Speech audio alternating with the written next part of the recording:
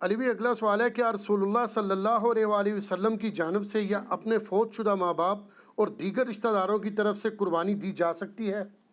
دیکھیں جی، قربانی کے دنوں میں چند کرٹیکل کوسچنز جو ہیں ان میں سے ایک یہ کوسچن بھی ہے۔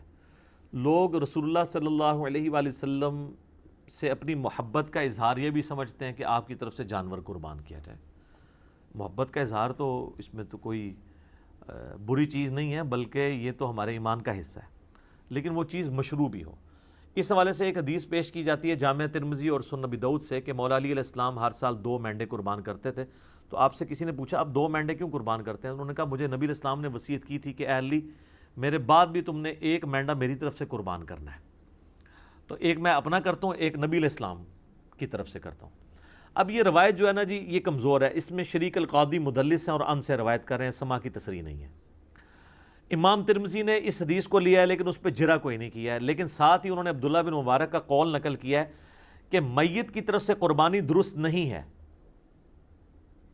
اور اگر کوئی قربانی کرے گا تو وہ صدقہ شمار ہوگی، جس طرح کہ میت کی طرف سے آپ صدقہ اور خیرات تو کر سکتے ہیں نا، میت کو تو ثواب پہنچتا ہے صدقہ اور خیرات کا۔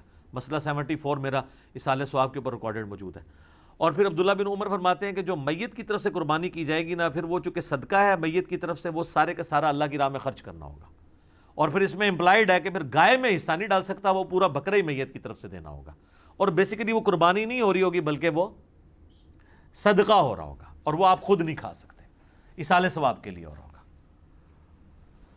باقی جو لوگ اب اس معاملے میں اجتہاداً کہتے ہیں کہ میت کی طرف سے قربانی ہو سکتی ہے اور نبی علیہ السلام کی طرف سے بھی ہو سکتی ہے، اس کی دلیل وہ پکڑتے ہیں وہ مسلم کی حدیث سے کہ نبی علیہ السلام نے جب چتکبرے مینڈے قربان کیے تو آپ نے الفاظ استعمال کیے، اللہم تقبل من محمد و آل محمد و امت محمد، کہ اے اللہ اسے قبول کر لے محمد صلی اللہ علیہ وآلہ وسلم کی طرف سے، ان کی آل کی طرف سے اور ان کی امت کی طرف سے۔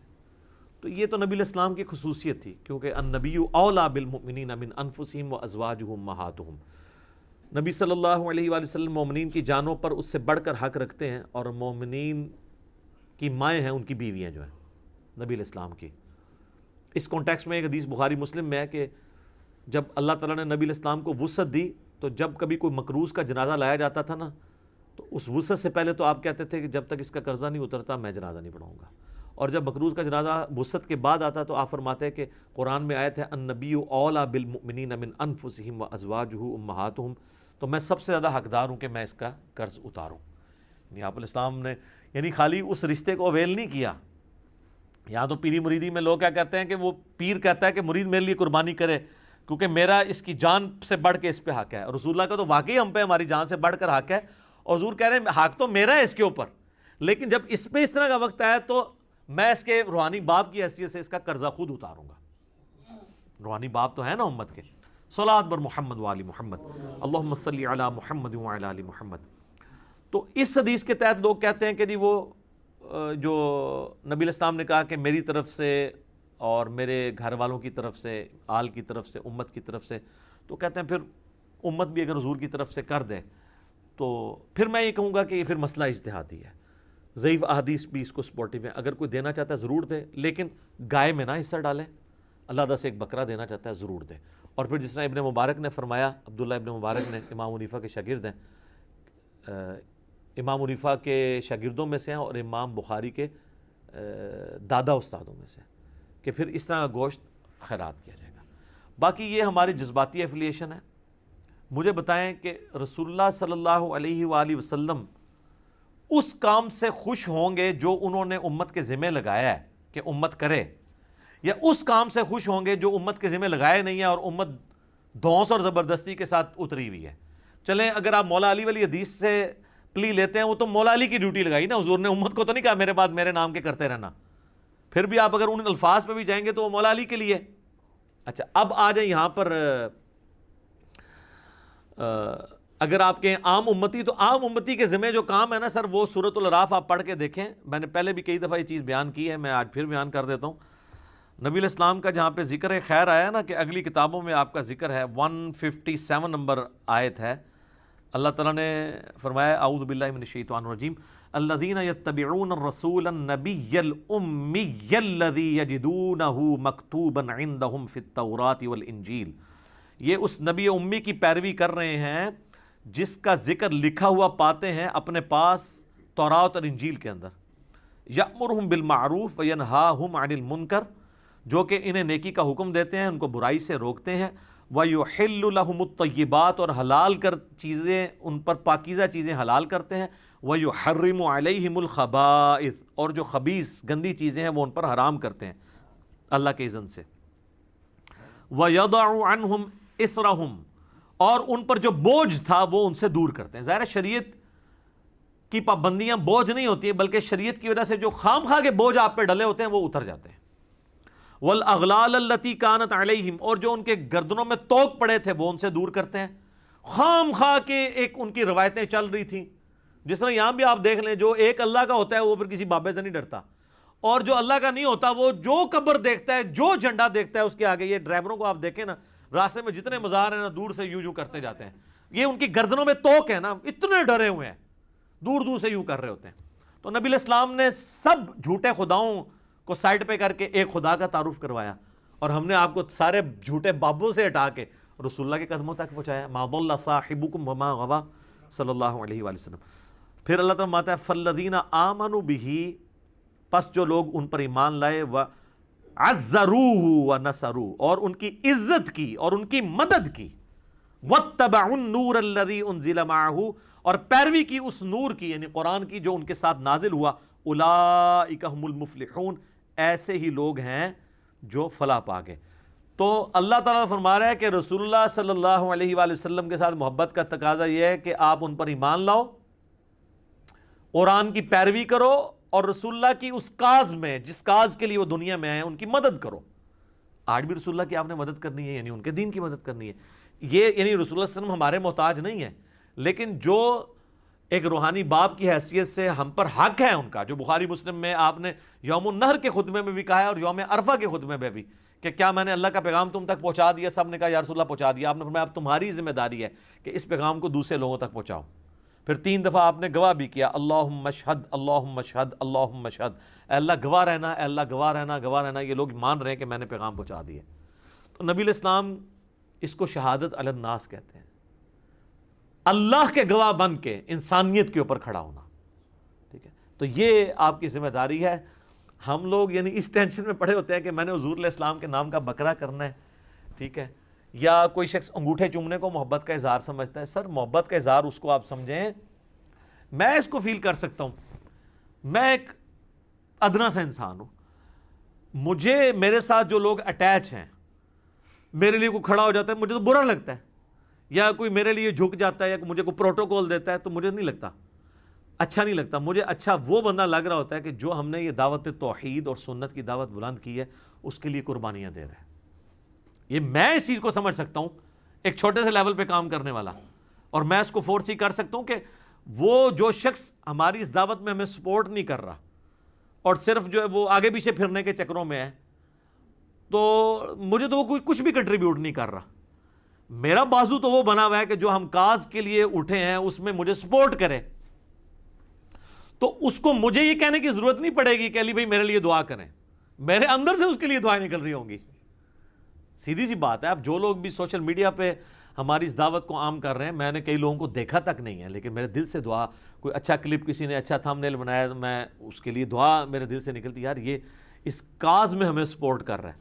تو رسول اللہ صلی اللہ علیہ وآلہ وسلم کے تو ذمہ اتنی بڑی ذمہ داری اللہ نے لگائی ہے، وَمَا أَرْسَلْنَاكَ إِلَّا كَافَّةً لِلنَّاسِ بَشِيرًا وَنَذِيرًا، پوری انسانیت کے لیے آپ کو ڈر سنانے والا اور خوشخبری سنانے والا بنا کے بھیجا گیا. تو آپ علیہ السلام کی تو خوشی اس میں ہوگی کہ آپ کے ہم میسج کو آگے لے کے چلیں، نہ کہ قربانی کے دنوں میں ہم اس چکر میں پڑ دیں کہ نبی علیہ السلام کے نام کا بکرا کرنا ہے نہیں کرنا. کئی لوگ تو ایسے ہیں جو کہتے ہیں ہمارے پاس ایک ہی بکرے کے پیسے تھے تو ہم نے نبی علیہ السلام کے نام کا کر دیا، اپنا کیا ہی نہیں ہے. یہ کون سی شریعت میں عمل ہو رہا ہے؟ تو رسول اللہ صلی اللہ علیہ وآلہ وسلم اس عمل سے خوش ہوں گے جو آپ چاہتے ہیں آپ سے. آپ کی عزت کا کوئی بھی معیار جو آپ نے رکھا ہے وہ قابل قبول ہوگا، اور جو آپ صلی اللہ علیہ وآلہ وسلم نے نہیں رکھا وہ مردود بھی ہو سکتا ہے، قابل قبول بھی ہو سکتا ہے. لیکن وہ تو ڈیفینیٹلی قابل قبول ہے جو آپ نے رکھا ہے. جامعہ ترمذی میں موجود ہے, ابو داؤد اور ابن ماجہ میں ڈیٹیل حدیث ہے, اور اس حدیث کے اندر شریک القاضی مدلس ہیں, لیکن سما کی تصریح سنن کبریٰ البیہقی میں موجود ہے کہ ایک صحابی قیس بن سعد کہتے ہیں میں کوفے کے پاس ہیرا نامی شہر میں گیا تو میں نے دیکھا لوگ اپنے سردار کو سجدہ کرتے ہیں. تو جب میں مدینہ شریف واپس آیا تو میں نے حضور علیہ السلام کو سجدہ کیا. آپ نے فرمایا سر اٹھا, یہ کیا کر رہا ہے؟ جب میں فوت ہو جاؤں گا تم میری قبر سے گزرو گے تو کیا اس پہ بھی سجدہ کرو گے؟ ان کا نہیں یا رسول اللہ. تو آپ فرمایا پھر مجھے بھی سجدہ کیوں کر رہے ہو؟ اگر میں سجدہ جائز سمجھتا تو بیویوں سے کہتا اپنے خامدوں کو سجدہ کریں اس حق کے سبب جو اللہ نے ان کو دیا ہے. تو نبی صلی اللہ علیہ وآلہ وسلم نے اپنی عزت اور تعظیم کا وہ راستہ جو شرکی کیٹیگری میں فال کر سکتا تھا یا آپ کی تعلیمات کے خلاف تھا, اس کو سائڈ پہ کر کے آپ نے کہا یہ کام ہے کرنے کا. آپ دیکھیں کئی صحابہ ہیں جو حضور کی وفات کے وقت وہاں موجود نہیں تھے. وہ بڑی دردناک حدیث ہے, معاذ ابن جبل کو جب حضور علیہ السلام نے یمن کا گورنر بنا کے بھیجا تو آپ جو ہے وہ گھوڑے کے ساتھ پیدل چل رہے تھے اور چھوڑنے آئے, اور آپ نے پھر فرمایا تھا کہ ہو سکتا ہے معاذ اب اگلی دفعہ آؤ تو تم میری قبر پہ آؤ. تو انہوں نے کہا یا رسول اللہ میں تو میں آپ کا آخری دیدار بھی نہیں کر سکوں گا. سر پوری زندگی انہوں نے قربانیاں ساتھ دی تھی, وہ تو زیادہ حقدار تھے کہ وہ حضور کے ساتھ, لیکن ان کو پتا تھا یار حضور کی کاز کے لیے ہم جا رہے ہیں. حجۃ الوداع کے موقع پر صحابہ کرام نکلے ہیں تو پھر جناب لوگوں کو پتہ نہیں کہاں کہاں انہوں نے پیغام پہنچایا. جو قادسیہ یرموک لڑنے کے لیے گئے ہیں وہ تو اپنی لائف کنکلوڈ کر کے گئے ہیں نا, کتنے لوگ شہید بھی ہو گئے وہاں پہ. تو یہ آپ حضور کے نام کے جانور دینے کی بجائے نا سر حضور کی کاز کے لیے آپ ان کی مدد کریں, جو اللہ تعالیٰ کی آپ سے ریکوائرمنٹ ہے, جو نبی علیہ السلام کی ریکوائرمنٹ ہے. جامعہ ترمذی ابو داؤد میں حدیث ہے, نبی علیہ السلام فرمایا اللہ اس کا چہرہ خوش و خرم رکھے جو ہماری حدیث سنے اور آگے لوگوں تک پہنچائے. حضور دعائیں دے کے گئے ہیں ان لوگوں کو جو آپ کا پیغام لوگوں تک پہنچا رہے ہیں. ٹھیک ہے, اور پھر حجۃ الوداع پہ آپ کی تلقین, پھر غدیر خم پہ آپ کی تلقین, قرآن اور اہل بیت, قرآن اور سنت, اور آگے پہنچاؤ آگے پہنچاؤ. کیوں؟ اس امت کی ذمہ داری ہے. یہ میں بار بار جو آپ کو کہہ رہا ہوں, آپ کو یہ بتایا جاتا ہے کہ اس امت کی فضیلت رسول اللہ کی وجہ سے ہے. حالانکہ اس کو ڈیپ ڈنگ کرے تو یہ اس امت کی فضیلت رسول اللہ صلی اللہ علیہ وآلہ وسلم کے خاتم النبیین ہونے کی وجہ سے ہے کہ نبیوں والا کام جو پہلے نبی کرتے تھے, چونکہ آپ پوری کائنات کے لیے پیغمبر بنا کے بھیجے گئے ہیں, وہ آپ کے بعد چونکہ اب نبی کوئی نہیں آنا تو وہ کام آپ کی امت کو ٹرانسفر ہوا ہے.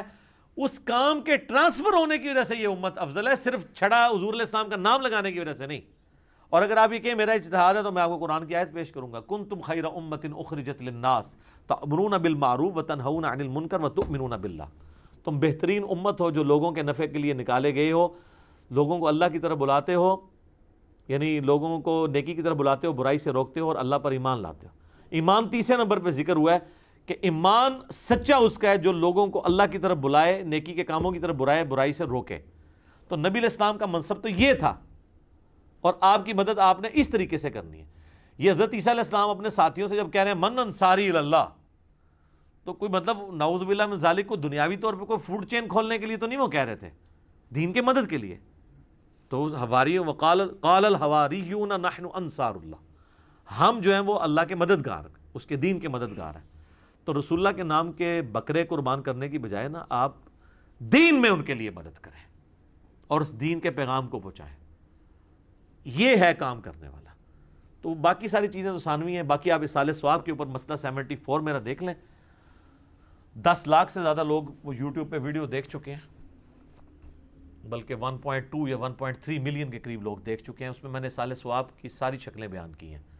تو اس کیٹیگری میں یہ ضرور فال کرے گا. قربانی والا مسئلہ جو ہے وہ مختلف ہے. باقی وہ جو حدیثوں سے سہارا لیتے ہیں وہ روایتیں کمزور ہیں, اور پھر زیادہ سے زیادہ مولا علی کی خصوصیت ہوگی. اور باقی رہا رسول اللہ کا کہنا کہ محمد آل محمد اور امت محمد کی طرف سے قبول کر, تو یہ نبی علیہ السلام کی خصوصیت ہے. ورنہ تو آپ بھی جب پھر قربانی کریں تو آپ بھی کیا پھر یہ ساتھ کہیں گے کہ میری طرف سے, میرے گھر والوں کی طرف سے, رسول اللہ کی طرف سے اور پوری امت کی طرف سے قبول کر, لہٰذا پوری امت نے کرنے کی ضرورت ہی نہیں ہے. ٹھیک ہے, اس طرح تو نہیں ہے. تو اس جو خصوصیت والی چیز ہے اس کو اس طریقے سے دیکھنے کی ضرورت ہے. ٹھیک ہو گیا.